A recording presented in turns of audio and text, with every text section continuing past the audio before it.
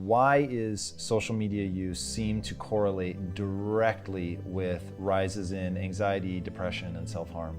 There seems to be, from the most recent research literature, sort of one distinctly positive thing from social media and two distinctly negative. So the two distinctly negative things is one, they call it social snacking, but essentially you replace actual high quality face-to-face interaction, the type of connections that you need to thrive as a social being, you replace it with a low friction interaction online, and it's not a fair trade.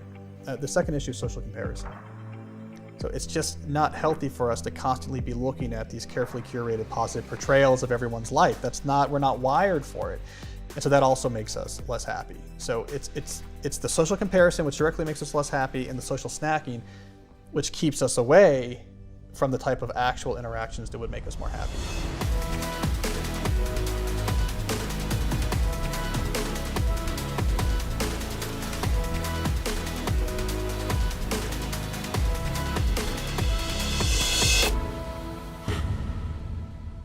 Thanks for tuning into this episode of Impact Theory, sponsored by our friends at Skillshare. Enjoy the episode.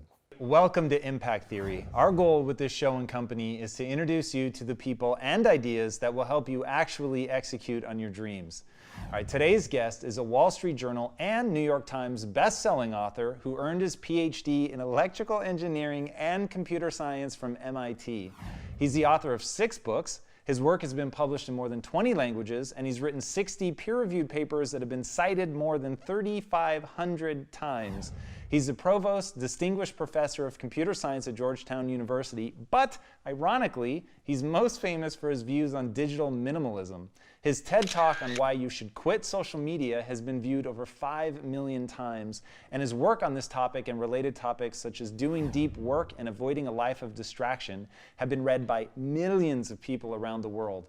His insights and expertise have made him one of the most sought-after minds on the subject, and he's been featured in most major publications, including the New York Times, the Wall Street Journal, the New Yorker, the Washington Post, and The Economist, to name but a few.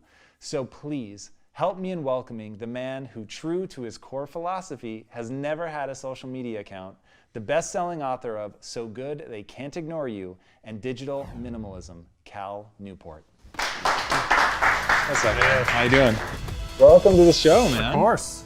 I'm super excited to have you because I have been beyond obsessed with you since you changed my entire view on passion. Yes. So I was the passion guy, talked about passion all the time, have to have it in your life. Yeah. Like, it's the answer. Uh-oh, yeah. And then a friend was like, dude, you have to read this book.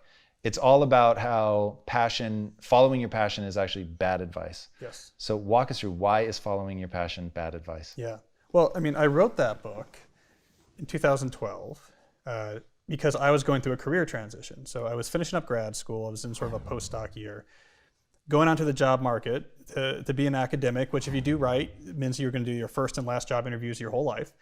And so I had this idea that if there was ever a time I was going to get leverage out of understanding how do people end up really loving their careers, this was the point in my life where I'd get the most leverage. And so since I'd written a couple books, I figured instead of just looking into this on my own, I can write a book about it. It's an excuse to interview some people. So I went out there, I looked at the research literature, talked to a lot of people who seem to love what they do, and tried to get to the bottom of it. How do people get there? And the first thing you discover if you research this topic is, especially at the time, the most common advice is follow your passion, right? That's what everyone was saying. You got to get after it. You got to crush it. Just get after your passion and just figure that out, and everything else will work out. But you spend a little bit of time looking at the research literature, a little bit of time talking to people who are actually passionate and asking their story, and you see this advice really isn't that good. If anything, actually telling someone follow your passion might reduce the probability that they end up passionate about their work. That's interesting. Why? Yeah. Well, there's a couple issues. So one, that advice presupposes that most people have an intrinsic passion that they can identify through introspection and then use as the basis of their career choices. We don't have a lot of evidence that's true. In fact, most people probably don't have a clearly identifiable passion. This is especially probably true of young people coming out of, let's say, college, where this type of thinking becomes very important. So you tell someone who doesn't have this clear passion, oh, you just got to follow your passion. You're setting them up, right, for failure. It's already they're going to be really worried. And then second, we don't have a lot of evidence that connecting a job to a pre-existing interest plays a big role in whether or not you get deep satisfaction out of that job. That's really surprising. Yeah. So we have decades of research on what leads people to actually feel sort of motivation towards their job, what leads them to be satisfied. And it turns out that the traits have very little to do with this intrinsic match. It has more to do with things like impact, mastery, connection with people, doing something worthwhile, getting better at a skill that's valued. If you get these generic traits, you tend to enjoy your job more and more. In fact, research shows that if you can take a group of people who all had the same job and then they interviewed them to try to understand how they felt about it, the main differentiating factor on what separated someone from feeling like the job was a calling versus just a job was how long they'd been doing it. That is very surprising. Because the longer they'd been doing it, the better they got at it, the bigger sense of impact they had, the more connection they had to people. And so in my book, what I basically flipped the script and said, what I'm actually observing out there is that maybe 8 times out of 10, if you interview someone who really loves what they're doing, they probably started without a clear-cut vision that this is what I'm meant to do. But what they did commit to was getting very good at skills, becoming very impactful, building mastery. And that for this 8 out of 10 cases, the passion follows the mastery. Yeah, that to me it was one of those, as soon as I was reading what you were talking about, I was like, oh my God, this makes so much sense. And I'm so glad that I read it when I did, because as I stepped in front of the camera and started talking to people about how to build success in their life, the like outpouring of crushing anxiety that I got from people that like, yo, I don't have a passion. I don't know what I'm supposed to do. Like, you're so lucky you have this passion. And I thought, it's interesting though, because it didn't start as a passion. It actually started as what I'll call a minor area of interest. Yeah. And then tracing that back through the framework of your book and realizing, whoa, like this was a process. It made me want to package it up in a way that I could give people and say, you're misconstruing my own story, and let me tell you what I actually did to get here. Do you have like a package that you give people that says, all right, step 1, do this, step 2, do this, if you really want to end up being passionate? Well, you can shrink it all the way down to Steve Martin's advice, which is where I got the title for the book, which was be so good they can't ignore you. And so like that's what Martin used to tell aspiring entertainers. And what he said was, well, they always were hoping there was going to be some secret, or here's how you get noticed, or here's how you get the right agent. And what he would always tell them is be so good they can't ignore you. If you do that, lots of other good things will come. And so I ended up naming that book So Good They Can't Ignore You, is because that advice basically turns out to be incredibly applicable, especially if you're new. Let's say you're new to the job market, you're right out of school. You want to be passionate about what you do. By far, probably the most important thing you can do, the most important step you can take if you want to maximize the probability that you have a fantastic working life, is put your head down and go into apprentice mode. I'm going to master something that's unambiguously valuable. You do that, on that foundation, all sorts of really good things come. Good things that include real satisfaction and passion for your work. But I want to go back and really wrap everything up around the passion idea. So are you saying that somebody could take something that intrinsically they have zero interest or maybe even negative interest, and simply by getting good that they will develop passion for it? And do you think there's anything automatic in there about mastery equals passion in a sort of one-to-one way? Or is it you do need to start with something that you find intrinsically interesting, it's just not necessarily going to be anything that feels like it could one day be a passion? Yeah, the latter is the right way to think about it. And basically we have to lower the bar. So we have to lower the bar from this impossible height where we put it, which is you have a one true passion, and if you figure it out, you're going to love your work starting the next day. And if you get it wrong, you're destined for a life of misery. Like, we have to lower that bar down to there are many different things upon which you could build a life of real fulfillment and passion. But it's not just dart throwing, right? I mean, it has to be something that you have an interest in. It has to be something that you think would reward you with more flexibility and options as you got better at it, right? So it's not just arbitrary, but most people could probably pretty quickly identify 6 or 7 directions that pass those qualifiers. And so a lot of what I'm saying is that's enough. That's enough for it to pass the bar. I like this, maybe it matches some of my skills. I like the options it would open up if I did it well. It seems to resonate in some sort of ill-defined or ambiguous way. That's all enough for something to be the foundation of a passionate career. And there's probably a lot of things that pass that criteria, and that's okay. So now going to the idea of apprenticeship, There was an article written recently that I found really interesting, and it brought out in me a rant. So let's see how wonderfully inflammatory we can be here while being very honest. This woman wrote an article saying, whoa, I have this business. I used to get interns all the time. Like, people would constantly be asking me if they could be an intern. And she was like, somewhere around 6 or 7 years ago, it just stopped. And now people today are like unwilling to do, or uninterested. I think she may have even said they're uninterested in doing, not meaning like I'm out here clamoring for people. She was just like surprised that people didn't want to be an intern anymore. And then the feedback on the article, they were skewering this woman and saying, oh, can you believe that people don't want to be enslaved? Oh, can you believe that people don't want to work for free? And I was like, whoa. If I had one piece of advice for myself going back in time, in fact, the cameraman on this camera right here is leaving this company because he's taking my advice. Yes. Because the advice I gave him was, go, who is like living your idealized life, the very life that you couldn't imagine, like, oh my God, if I have that, I will have everything.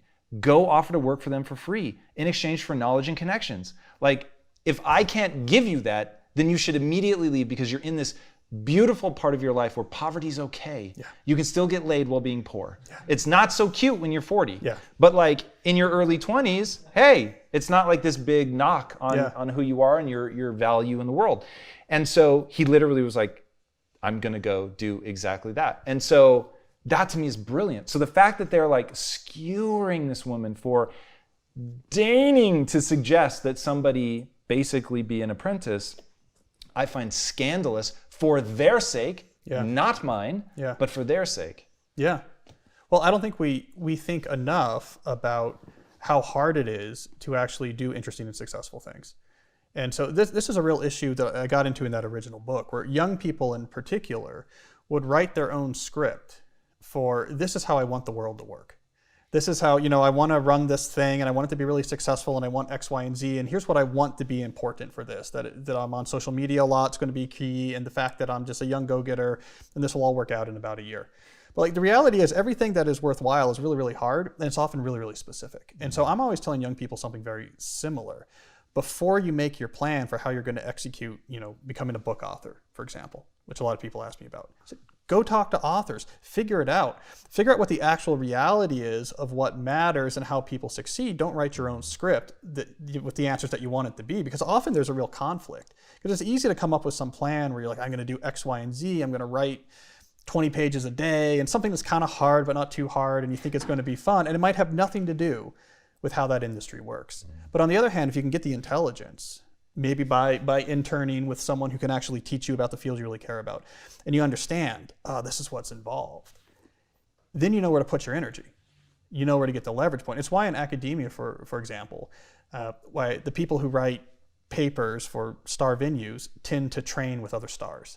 Because you just learn, right? If you're at MIT in the sciences, you're going to learn from people that this is what they do. They write papers for the top places. They know how to do it. The mindset's all built around it. You can see what they pay attention to and what they don't pay attention to. And that type of apprenticeship actually matters. So the intoxication I felt at getting a book called So Good They Can't Ignore You, which is certainly your credo in life, is definitely mine. How do people do that? How do they become so good they can't be ignored?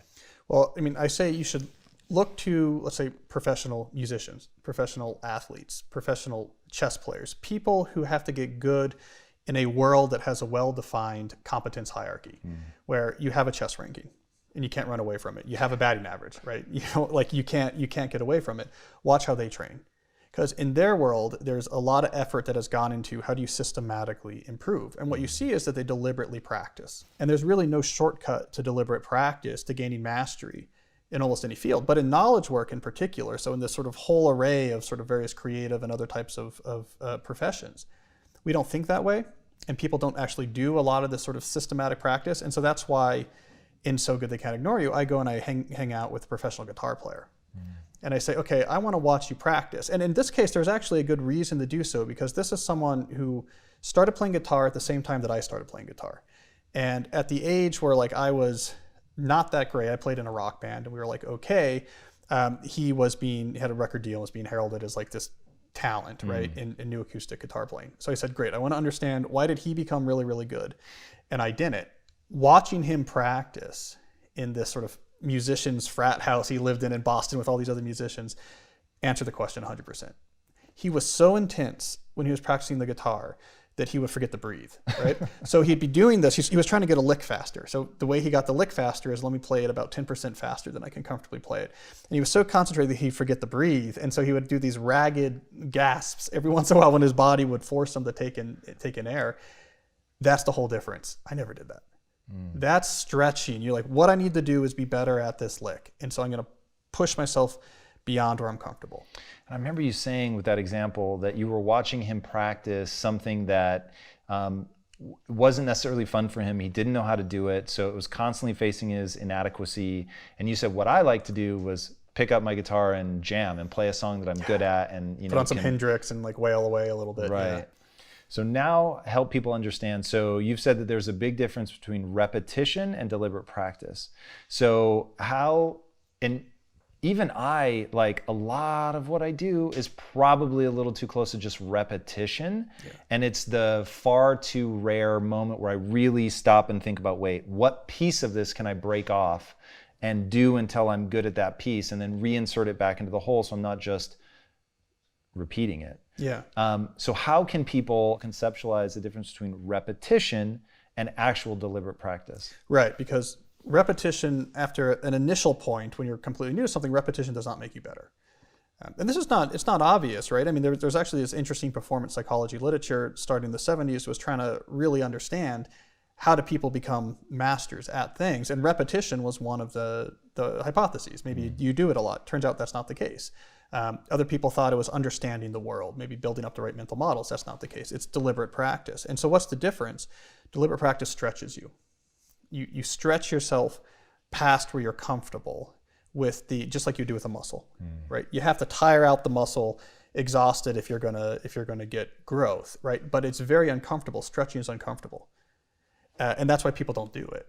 But like when I was trying to upgrade my writing, so my first 3 books I wrote as a student, and they were student advice books, paperback, and I wanted to be an idea book, hardcover idea book writer. I kind of went out into the wilderness for a while and said, I have to get better at writing. And what I was discovering was, like, just writing on my blog, for example, wasn't stretching me enough. And so I said, I'm going to write for magazines. I found a magazine where, they paid for commissions and there was an editor who was going to accept or reject it. So now I could deliberately practice. I had the stretch to try to get my assignments accepted and published, by this magazine, right? It wasn't just repeating what I was doing before. Now I was trying to stretch myself, and I did that for a year. And it made a big difference. And so that's deliberate practice. I love the way that your work really weaves into itself and reinforces everything. So Good They Can't Ignore You obviously really helps people understand how they become passionate, how they become extraordinary, that it's a process. And then Deep Work talking about, well, now let's talk about how you make that process efficient by getting rid of all the clutter. How do people get good at deep work itself? Yeah. And your early books were a lot about like how to be effective at studying, and you were saying that you thought it was just so bizarre that people don't try to optimize their ability to study. Yeah. So one, how do we optimize our ability to do that? And then how do we begin to carve out that space to really be successful at going deep? Yeah, so deep work, which is just my term for concentrating very intensely, right? Where you give something intense focused without distraction, so you don't glance at things. No phone, no browser tabs, you're just focused in. This skill is essentially the answer to the question that my readers had about So Good They Can't Ignore You, which was, okay, how do I become so good I can't be ignored? And in a lot of fields, this ability to concentrate very intensely, first of all, that's necessary for deliberate practice. Deliberate practice requires you to be in a state of deep work. And deep work is also just what allows you to produce very effectively. If you want to use your skills to produce high quality work, you want to produce it at a high quantity per time spent, very concentrated effort is what's important. But what I discovered working on that book is that it's a skill that has to be trained. So it's a little bit circular. If you're good at deep work, you can pick up skills very quickly. But deep work itself is a skill that has to be trained, which a lot of people think of it more like a habit, like flossing their teeth, right? I know how to do deep work. I just don't do enough of it. But it really is trained. It really is much more like playing the guitar, that if you haven't been practicing, you shouldn't expect that's going to sound very good. And so why is that? Like, when I really think about it, like, I hear you, and I know you've thought a lot more about this than I have, but it does feel like flossing my teeth. It does feel like I just need to not pick up my phone and look at it. I just need to focus. So is it kind of like meditation where I'm learning to extend those periods of time where I'm able to focus, or what is at work? Right. Well, it's a very unnatural activity, actually. So giving sustained concentration, doing deep thinking, it's not something that has a long evolutionary history. And so it's actually really the invention of the rented word in particular that helped make the ability to think deeply more widespread. Did you say the rented word? The written word. That makes a lot more sense. Yeah. Well, because reading itself, right, is also a very unnatural activity, and it requires an incredible amount of training to basically get your brain able to do this activity that we didn't evolve to do. But what you get out of doing reading is that your mind becomes comfortable with this very unnatural activity of keeping intense focus on something, right? So in some sense, it's not something that we were evolved to do. And so if we don't practice it, our mind wants to do what it did in the Paleolithic savannah. What's going on? Like, I want to survey. Is there like a mastodon over there? Is there like my tribe member in trouble over there? Except for now, is there someone on Twitter? Is there someone? But it's the same. That's that same instinct. And so it's something that has to be practiced. We used to get this practice sort of in our schooling, right? Because when you're going through college, for example, before we had, let's say, wireless internet or cell phones, it was just a lot of time in a library, and it was you and a book. And there was no distractions around you. You would have to walk all the way back to your dorm or something. So like we would get hours and hours of just sort of practicing, reading deeply, concentrating. But we've lost a lot of that now because, even in like the college environment, you're constantly doing this and you're constantly doing this while you're looking at things. And so we actually are missing a lot of the necessary training that I think you need if you're going to be comfortable. But I argue it's really worth it because so few people are actually training their ability to concentrate that if you're one of the few to do so, you have a huge competitive advantage. That's really interesting. In the book, you talk about solitude deprivation, which I found really interesting. So one, define solitude, which I thought was interesting that you took the time to do that, and then why it matters. Yeah, so we think about solitude in different ways, but the definition I liked came from another book. It was called Lead Yourself First. It was a book about solitude and leadership. But the definition they used in this book was that solitude is freedom from input from other minds. So it has nothing to do with physical isolation. I mean, in this room, you could certainly be in solitude if you were just alone with your own thoughts, but if you're up on a mountaintop, completely isolated, but have earbuds in, right? You're not in solitude. So it's nothing to do with physical isolation. It's what mode your brain is in. So if your brain is processing input that was generated from another mind, you're not in solitude. And if it's not, it's just observing or thinking its own thoughts. You are in a state of solitude. And what we know is that solitude is crucial. I mean, you have to have this on a regular basis in your life if you're going to flourish and thrive as a human being. Now, this wasn't a problem until about 7 years ago, because it was unavoidable that you were going to have solitude just going about your day-to-day business, right? You'd be in the car, you didn't like what's on the radio, solitude. You're in line at the drugstore and you have to wait 10 minutes, it's solitude, right? You're just alone with your own thoughts. But for the first time in human history, we've created the technology that makes it possible to banish every last moment of solitude from your life, because now you have ubiquitous, high-speed wireless internet and the supercomputer in your pocket, and there's big back-end algorithms that will feed up to you a sort of optimized selection of nuggets at any moment. The problem with that is it gets all solitude out of your life, creating a syndrome called solitude deprivation syndrome, which we're not really wired for. And it makes us anxious, it impedes our development, it impedes our creative and professional insights. It's not good. How do we build it back into our life, and what are the consequences? Some of the things you talk about in the book in terms of the consequences of the way that we're interacting with our digital devices, it's if you're right about the cause, it's pretty terrifying. And I don't think anyone's going to argue the sort of realities about mental health issues, about attempted or hospitalizations due to attempted suicide. I mean, it's pretty crazy. Yeah, it really is. I mean, I think it's getting stark that having this thing as a constant companion is not good for us. And what's important about this to understand is that it's also not fundamental. So this behavior of constantly looking at the phone is not intrinsic to this technology. In fact, we had both social media and smartphones for years before it became normal to look at your phone all the time. The reason we do that, and this is the behavior that's causing all these issues, the reason we do that is that around the point when the major social media platforms were preparing for their IPOs, they completely re-engineered the social media experience. So instead of it being about posting and reading your friend's post, it became about this steady incoming stream of social approval indicators, like likes and retweets and photo tags and comments. And so now you had a reason to keep going back to the phone, because every time you hit this, there might be another reward there, another indication of social approval. None of that was in the original social media model, but they added it because it changed it from something you checked every once in a while to something that you checked all the time. Right. And it was really hard to resist. And then that changed our entire relationship with these devices. And so now we think about it as something we look at all the time. It sort of trained us to think of it like this constant companion that we always need to be looking at in every downtime. But that's very recent and is very contrived, and it's causing a lot of trouble. So how do we begin to carve out that space for solitude? Are there things that we can do? I know you've talked about walking. Like, what are some things that people can do to train themselves? Because obviously now most people are in a very, like you said, Pavlovian response cycle where it's not going to happen by accident for them to stop. So how do they break out of that, and what can they do to reintroduce solitude? Well, just for the issue of solitude, it's pretty easy to get it back. All you have to do is on a regular basis, do something without your phone. You basically go back to about 10 years ago. Not all the time, but just occasionally, right? Mm-hmm. So maybe when you walk the dog at some point, like, I'm not gonna bring my phone, you're going to the drugstore, I'm not gonna bring my phone. Like, just have some activity you do most days without your phone, even if it's 20 minutes. There you're already getting little doses of solitude. You're breaking the complete solitude deprivation syndrome.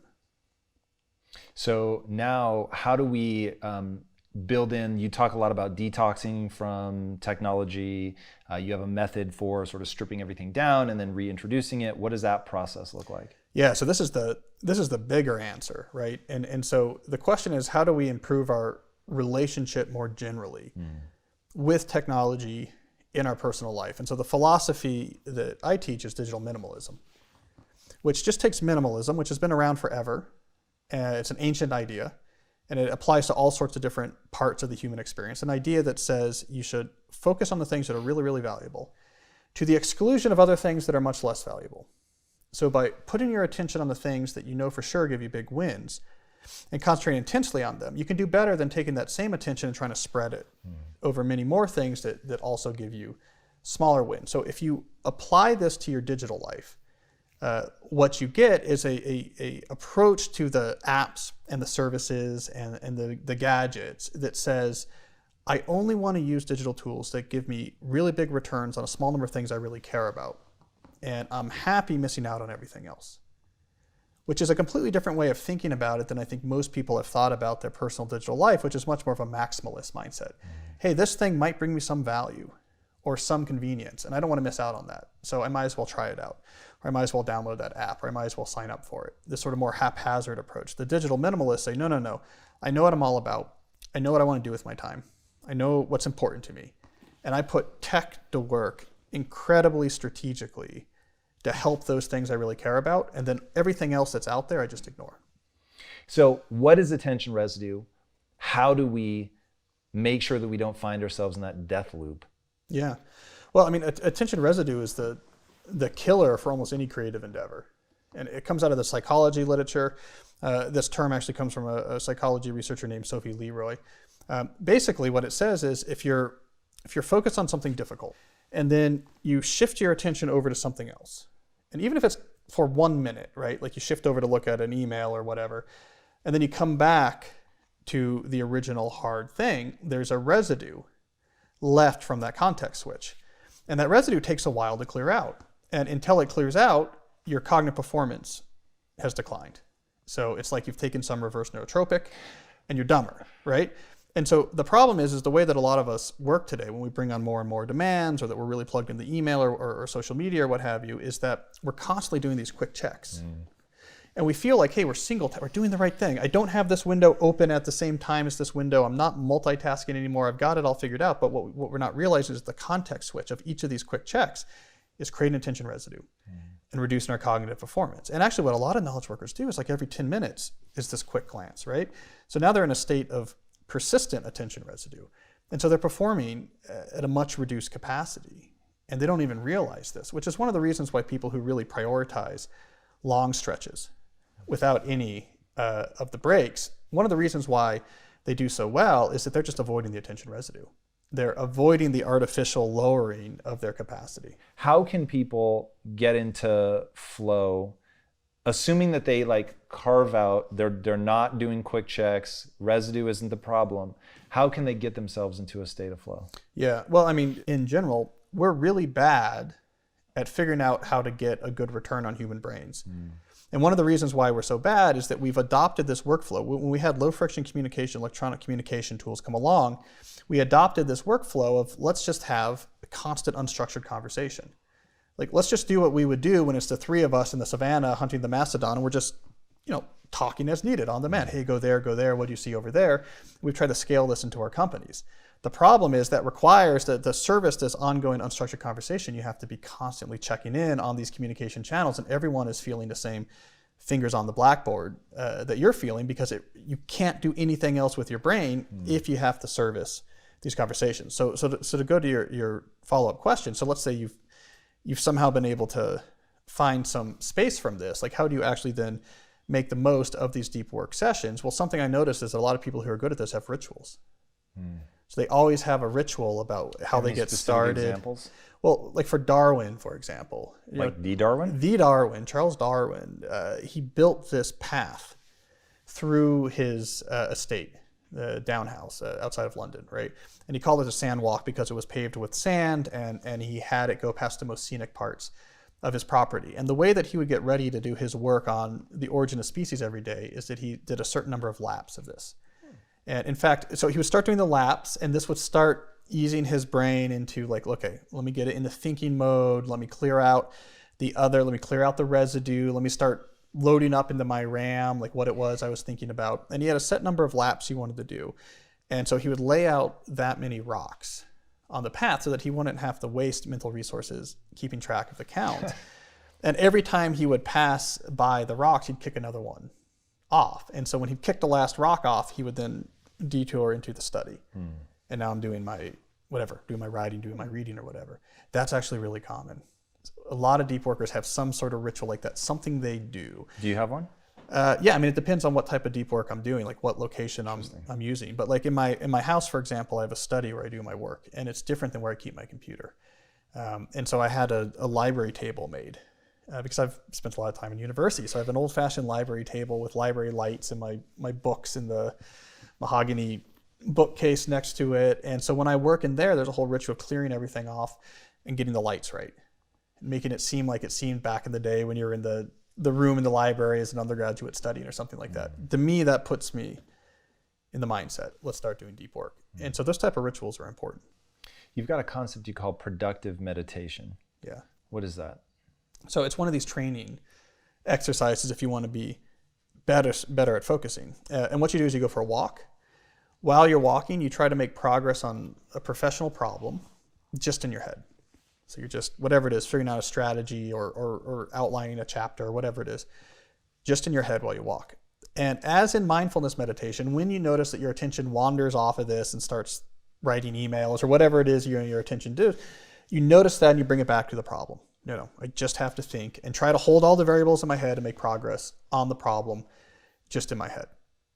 You do this, it's very, very difficult. You'll find that at first it'll be very hard to keep your concentration just in your head on something that's hard because you have to hold the variable steady and try to make progress on it. Or if you're writing, you have to remember the whole outline, but you get better at it. And so it's very intense, but you get better really quick. It's like doing pull-ups, right? Like they're really hard when you first do pull-ups, but if you keep doing pull-ups every day, you start to really get stronger. There seems to be, from the most recent research literature, sort of one distinctly positive thing from social media and two distinctly negative. So the two distinctly negative things is one, they call it social snacking, but essentially you replace actual high quality face-to-face interaction, the type of connections that you need to thrive as a social being, you replace it with a low friction interaction online, and it's not a fair trade. And so if all you're doing is talking to people on Twitter and on Facebook and on Instagram and Snapchat, and you're not actually sacrificing your time and energy to be there for friends, close friends, family, and community, you feel much, much more lonely, much more anxious. The second issue is social comparison. So it's just not healthy for us to constantly be looking at these carefully curated positive portrayals of everyone's life. We're not wired for it. And so that also makes us less happy. So it's the social comparison, which directly makes us less happy, and the social snacking, which keeps us away from the type of actual interactions that would make us more happy. Those are probably the two leading drivers for why we see these correlations with increased social media use and less happiness and less sociality. So they were, part of your argument on this I thought was really made powerful by the things that they were like, well, maybe it's not that, maybe it's this, and maybe it's this. And they ended up seeing that actually those don't line up. Walk us through those, because I think it really adds punch to your takeaway. Well, I mean, a lot of these studies are correlational. You're looking at different generations, you're looking at different birth years, and you're trying to understand in general, why is that population different? So when it came to teenagers and mental health, there was this sort of off the charts moment where the demographers that measure different properties of different generations, when they got to this Generation Z, the first generation to have ubiquitous access to smartphones starting their adolescence, these mental health issues increased more rapidly than anything they'd ever seen before increased between any generation. Whoa. So it was literally off the charts. Like, they don't see changes. Usually the changes between generations is much more gradual. And so they're trying to figure out why. And what exactly are they measuring? In this case, we're looking at, think about it as like birth year versus like per capita incidences of anxiety and anxiety-related disorders, right? And so you get to this birth year in the 90s that puts you at the smartphone era in your early adolescence, and that goes up, right? And so they're trying to figure out why, but like any good demographers, you see there could be a lot of different issues, so there could be a lot of different conjectures. And so they explored a lot of different things. But the timing wasn't working out for other things. They thought, well, maybe it has to do with, you know, the Great Recession and economic anxiety, but that started earlier. And this didn't start till a little bit later. And they're like, well, maybe it's like political stuff and everyone's stressed out, but no, that's much later. That comes much later. So they're really trying to figure this out. And they said, well, maybe it's self-reporting. Okay, so maybe, yes, it's true that starting at this birth year, people report anxiety-related disorders, but we've just become more used to that. And so maybe just people are more comfortable. But then they looked at the hospitalization data, and hospitalizations for self-harm went right up with it, right? So it's not a reporting error. And so what you see is this sort of narrowing of consensus around the idea that there's really no other explanation that fits the data as well as giving social media to adolescents. That's what's causing it. You've made some pretty bold statements about how people are going to look back on social media. What's the analogy that you use? Well, I think the cigarette analogy is one that caught some attention. The actual analogy is, if this research literature does end up in a place that says it's causing this much harm for adolescents, I said, this was in a GQ interview, we'll probably look back then at giving a 13-year-old social media the same way that we look today at giving a 13-year-old a pack of cigarettes. Because we're learning that the brain at that point really can't handle the forces that are unleashed by these sort of highly optimized tools, which are built to exploit psychological vulnerabilities in order to get a lot of usage, just like we artificially increase the nicotine content in the tobacco and cigarettes because we wanted people to smoke more. I mean, these things have been tuned up to a high degree. Like we talked about before, it had to tune up this sort of psychological exploitations if we were going to get people to look at it as much as we needed people to look at it if the revenue numbers were going to go up. So these things are really tuned to play on sort of psychological vulnerabilities involving social approval and connection. You give that to a teenage brain, which is obsessed with that, right? It's very, very volatile. Now, what I love about all of your work is that it really feeds into one super powerful notion, which is what you said was the reason that I write about this stuff, the reason that I think this matters is it stops people from leading basically the good life. And you talk about how we've been trying to define the good life for a very long time, or an interesting life. I'd love for you to define that. Like, why does this matter? What are we missing out on? What is a good life? What should people be striving for? Well, I mean, I'm a big advocate of what I sometimes call the deep life, but basically doing a small number of valuable things really well. We know that is incredibly fulfilling. So I think that's Define fulfillment for me. Human flourishing. I think Aristotle got it right with his concept of eudaimonia, which is not about happiness, and it's not about good things happening or avoiding bad things. Eudaimonia was you're reaching a point of human flourishing. So you're sort of taking the potential you have as a human and you're making good on it. right? So you feel like you're making the most of what you're capable of doing. And I think he was right, writing all the way back then, that this is what, for the ancient Greeks, this is what you were looking for, is eudaimonia. And so the deep life is very much complementary to that. But it's not just about what you do professionally. It turns out sort of this depth, right? Doing the important things well is very important in your social life as well. And so this is why, in digital minimalism, I'm so concerned about people being very blithe about how they're going to change what sociality means. Like I'm going to do things on my phone now. I'm going to be doing streaks on Snapchat and selfies, and let's just completely change, what it means to be social. That has big impacts, because we've known since the ancients that what you need to also feel like a flourishing, thriving human being is you have to take responsibility for and sacrifice on behalf of family, close friends, and community. You can't just do that. It has to be, I am connected and serving the people in my immediate orbit. We need that as well to flourish. So in your work, focusing to do really good things. And in your social life, focusing to actually be there and serve and sacrifice for family, close friends, and community. This is like an ancient formula for flourishing as a human being. A lot of recent tech has inadvertently pushed us away from those things. Yeah, service and sacrifice, that's actually really pretty interesting. Why do you think those two, especially the sacrifice, like doing something for others, why is that so meaningful, do you think? Well, we're wired for it. I mean, we're an intensely social species, which is why we're so successful. We can band together and make a TV show, right? I mean, we can work together and actually solve problems. How are we able to do that? Well, we're wired to be very, very good at social dynamics and working together towards a common goal. In order for that to work, you have to be willing to actually make sacrifices on behalf of other people. And this doesn't necessarily mean like jumping on a hand grenade, but like calling someone or someone's having a hard time and like, I'm going to take an afternoon, I'm going to go over there and I'm going to be there and I'm going to be with you. I'm going to be a source of comfort, right? That's a sacrifice of time and energy, which is much harder than just, where you at on Facebook or something like that, right? But I think the reason why we're wired to find great meaning and fulfillment in that is because if we're doing that, we can build much stronger, much more cohesive social structure. So it's sort of in our Homo sapien DNA that we want to have these very strong responsibility sacrifice-based connections with people in our immediate orbit. Your next book, which I am just enthralled with the title. So probably about 5 or 6 years ago, I started saying that email will be the downfall of Western civilization. Yes. And I'm only sort of joking. Yes. A world without email. How is that big enough for a book? What's the themes that you're going to be tackling there? And why do you think it's important enough? Well, I think we're terrible at knowledge work, right?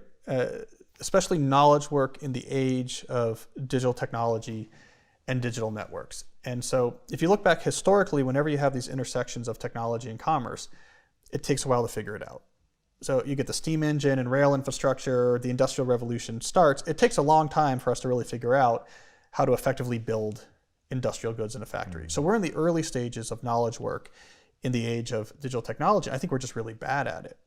And I think it's literally holding back the economic productivity of the world at this point. I mean, non-industrial productivity metrics have been stagnant for over a decade. Whoa. While all of this sort of technological innovation was going on. And I think it's because the way that we are working right now is naive and simplistic and incredibly ineffective. And in particular, what I mean is we have, in general, adopted a workflow that I call the hyperactive hive mind, which is, let's just take the 3 Paleolithic hunter model and let's just scale it up to our whole organization. We'll all have an inbox or a Slack channel, and we'll just keep the conversation going all day. We'll figure things out on the fly. We'll just rock and roll. Like, hey, I need this from you, Tom. Did you get that? And we'll just have this ongoing conversation happen all day, just like we would do on the savannah. Like, we just keep talking in an unstructured manner, and we'll kind of figure things out. So it makes sense because it's sort of our instincts, and it's incredibly convenient, and it's incredibly flexible.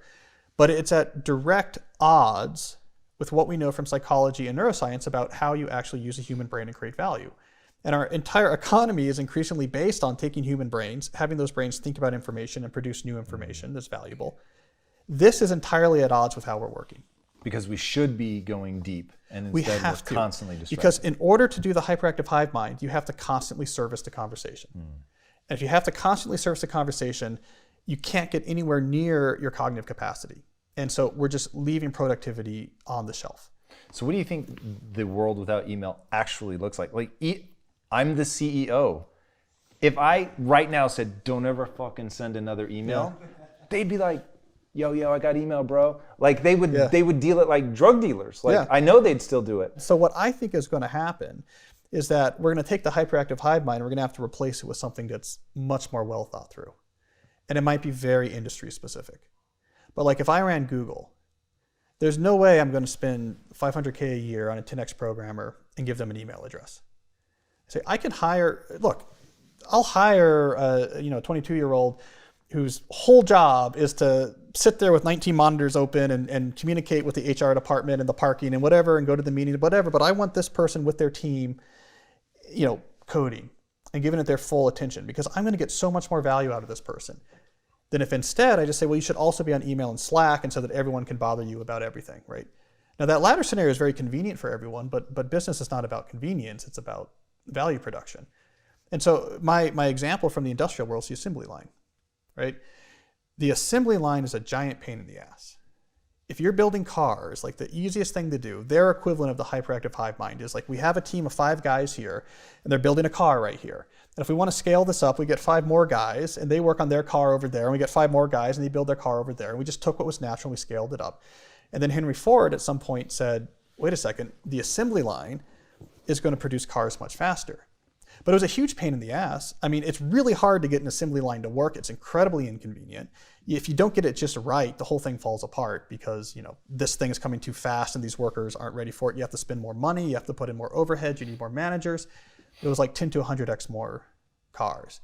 And so that's the type of thinking I think we need in knowledge work is I'm willing to be radical. I'm willing to make things really inconvenient for everyone. But what I really want to focus on is taking our core resource, which is these human brains, and setting up an environment where those brains can produce value at their peak and do so in a way that's really sustainable and rewarding to the brains.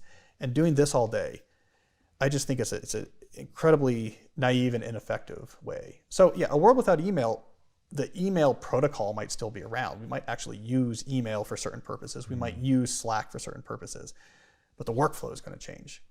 And it's going to be focused on how do we get the most value out of brains, not just how can we take our Paleolithic hunter conversation and just scale it up.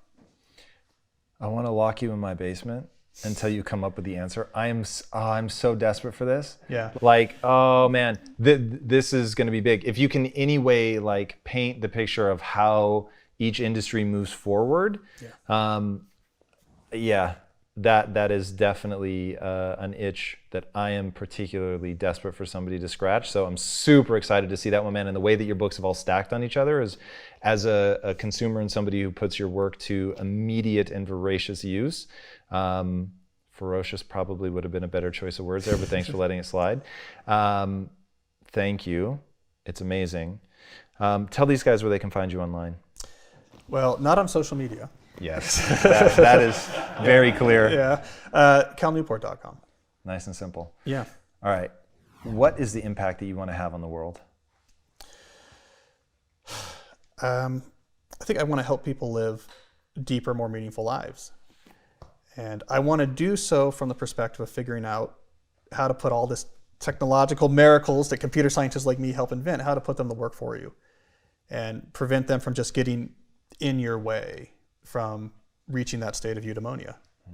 I love that. All right, guys, you will be changed by the gestalt of everything that he's working on. If you really want to be extraordinary, pick up his books, read them, do as they say. It will make your life better. If you haven't already, be sure to subscribe. And until next time, my friends, be legendary. Take care. Cal, thank you so much, dude. That was amazing. What's up, Impactivists? If you want to acquire new skills or improve the ones you already have, then you're going to love this.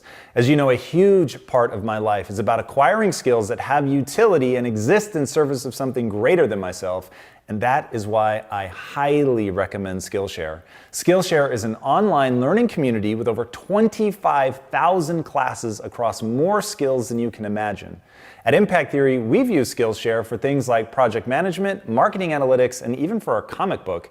And today, Skillshare is giving the first 500 people who click on the link in the description 2 free months to their entire library of courses. That's 60 days access to literally thousands of courses on whatever topics you choose for no money at all. You just have to click on the link in the description below and join the classes that work for you. And you will be in very good company as one of 7 million people on Skillshare. And should you decide to stick around beyond your free trial, an annual subscription to Skillshare is less than $10 a month. That's nothing for a skill that could very well change your life. So go ahead and click on the link in the description below to start acquiring those skills today. And until next time, my friends, be legendary. Take care. If you found value in Cal's interview, be sure to check out Ryan Holiday and Robert Greene. Click either of the links below. Enjoy, and I'll see you there. I want to influence them. I want to get inside your skin, inside your brain, and alter how you look at the world.